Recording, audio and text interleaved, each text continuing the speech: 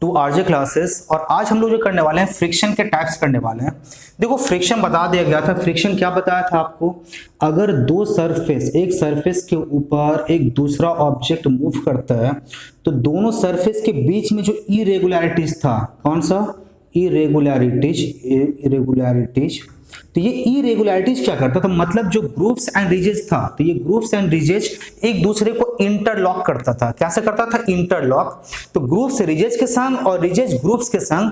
तो इस सरफेस का रिजेस क्या होगा, इसके ग्रुप्स के संग, और इस सरफेस का ग्रुप्स जो होगा इसके रिजेस के संग। ये क्या करेगा, इंटरलॉक करता था। And because of that interlock क्या होता था, फ्रिक्शन होता था। अब हम बात करेंगे क्या फ्रिक्शन जो हो रहा था, ठीक है, कॉज वगैरह सब पढ़ लिए। अब ये फ्रिक्शन कितने टाइप्स का, तो देखो फ्रिक्शन दो टाइप्स का, स्टैटिक फ्रिक्शन और दूसरा आता है क्या, काइनेटिक फ्रिक्शन। अब काइनेटिक फ्रिक्शन में मेरे पास दो category, sliding friction and rolling friction. तो हम एक एक को कंप्लीट करते हैं।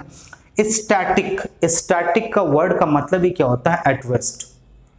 अगर एक ऑब्जेक्ट मेरा रेस्ट में है किसी सरफेस के ऊपर, ये मेरा एक सरफेस, और इस सरफेस के ऊपर हमने एक ऑब्जेक्ट को ले लिया और ये ऑब्जेक्ट क्या है, रेस्ट में। तो वो रेस्ट में है तो आपको समझाया थे ना, ऑब्जेक्ट क्या करेगा, सरफेस के ऊपर एक फोर्स क्रिएट करेगा और इन रिटर्न सरफेस भी क्या करेगा, एक नॉर्मल रिएक्शन फोर्स क्या करेगा, ऑब्जेक्ट के ऊपर क्रिएट करेगा। और ये नॉर्मल रिएक्शन फोर्स जितना ज्यादा होगा ये फ्रिक्शन भी क्या होगा, उतना ज्यादा होगा।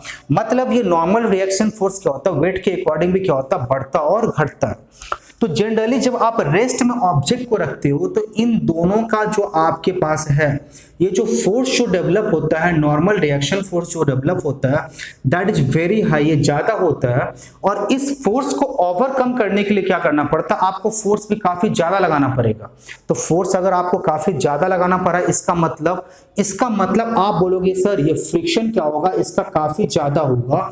तो इन ऑल द केसेस जितने भी टाइप्स का फ्रिक्शन, जितने भी कैटेगरी का फ्रिक्शन या जिस तरह से भी फ्रिक्शन लाओ आप किसी भी ऑब्जेक्ट के अंदर, स्टैटिक फ्रिक्शन क्या होगा, ये सबसे ज्यादा, स्टैटिक फ्रिक्शन की जो वैल्यू होगी वो सबसे ज्यादा होगी।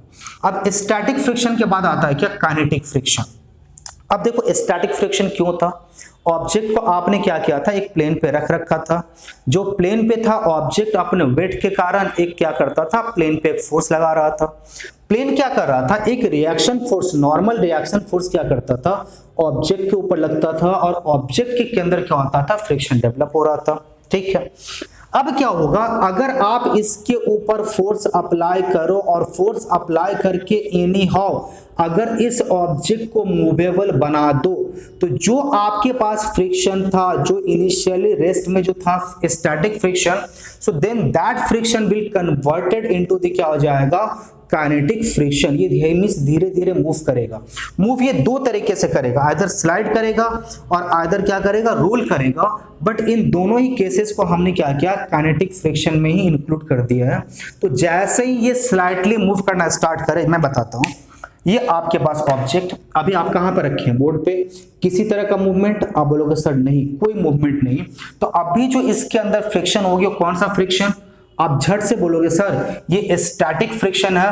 और इस फ्रिक्शन की जो वैल्यू होगी वो वैल्यू सबसे ज्यादा in all the forms of friction, ये वैल्यू क्या होगा, सबसे ज्यादा।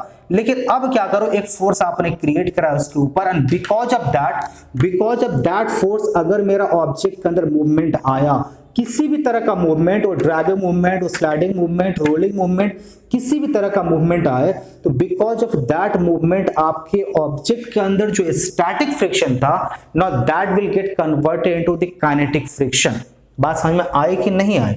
तो काइनेटिक फ्रिक्शन का अगर हमको डेफिनेशन देना हो तो क्या डेफिनेशन देंगे, kinetic friction is the friction that exist between the two surface, between the two bodies, two surface, कुछ भी लिखो सब चलेगा, when the applied force overcome static friction. मतलब स्टैटिक फ्रिक्शन जितने फोर्स के कारण था, उस फोर्स से जब आपने greater amount of force applied कर दिया, जैसे आप इस सरफेस पे अगर बात करो, अगर सपोज करो 10 न्यूटन के फोर्स के कारण मेरे पास स्टैटिक फ्रिक्शन था और आपने यहां पे लगा दिया 11 न्यूटन का फोर्स लगा दिया, तो आपने जितने फोर्स के कारण स्टैटिक डेवलप था उससे ज्यादा फोर्स एक्सर्ट कर दिया इस पे, अप्लाइड कर दिया इस पे, and because of that applied force the object will slightly started moving.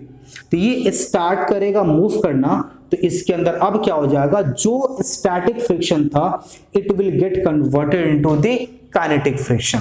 अब आता है क्या, ये तो मूव करना स्टार्ट किया हुआ, अब ये मूवमेंट दो तरीके से होगा। जैसे मैं समझाता हूं, अगर आपके पास एक 50 केजी का बोरा है, तो 50 केजी का बोरा है तो आप उठा पाओगे, बहुत इतना आसान नहीं होगा।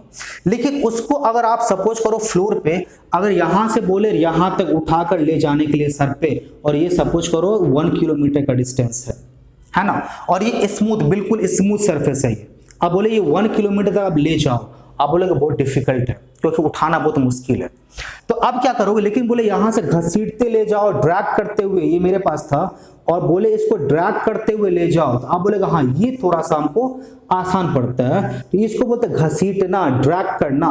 तो एक सरफेस के ऊपर जब आप किसी दूसरे सरफेस को, या एक बॉडी के ऊपर जब किसी दूसरे बॉडी को आप कंप्लीटली ड्रैग करते हो, घसीटते हो, या पूरा एकदम टच कराते हुए, मूव कराते हुए ले जाते हो, तो फिर इस फ्रिक्शन को आप क्या बोलोगे, स्लाइडिंग फ्रिक्शन। अगर डेफिनेशन देना हो तो डेफिनेशन क्या होगी, friction that exist between a body and a surface, किसके बीच में, a body and a surface, या अगर आप लिखना चाहो between the two surface, between the two surface when the body slide over it. मतलब क्या, आपको इसके ऊपर घसीटना है, इसको आपके ऊपर रोल नहीं कराना है।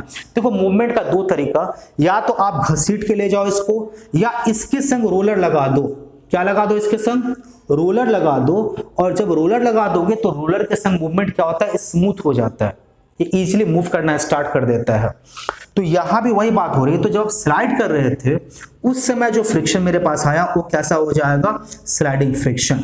लेकिन जब ये स्लाइड ना कर रहा होता है, इसके अंदर रोलर लगा होता है या किसी भी तरह का दूसरा मूविंग डिवाइस लगा होता है, जिसको आप व्हील बोल लो या कुछ भी बोल लो, तो इस तरह का अगर कोई डिवाइस लगा हुआ है और ये स्लाइड ना करते हुए कंप्लीटली मूव करते रहे, क्या करना है, मूव करते रहे, रोल करते रहे, देख रहे हैं आप यहाँ पे लिखा हुआ है रोल ओवर अ सरफेस, तो रोल करते रहे, उस समय जो फ्रिक्शन बनेगा that friction will be called rolling friction. अच्छा अब देखो जरा सा, इसको आप स्लाइड करते हो, आप ये बताओ कि ज्यादा फोर्स आप कब अप्लाइड करोगे, स्लाइड करने के लिए ज्यादा फोर्स लगेगा या मूव करने के लिए ज्यादा फोर्स लगेगा। आप बोलोगे सर स्लाइड करने के लिए ज्यादा फोर्स लगेगा in comparison to roll an object. तो इसका मतलब ये स्लाइडिंग फ्रिक्शन जो है, sliding friction that will be क्या हो जाएगा, have the greater value than the क्या हो जाएगा, रोलिंग फ्रिक्शन।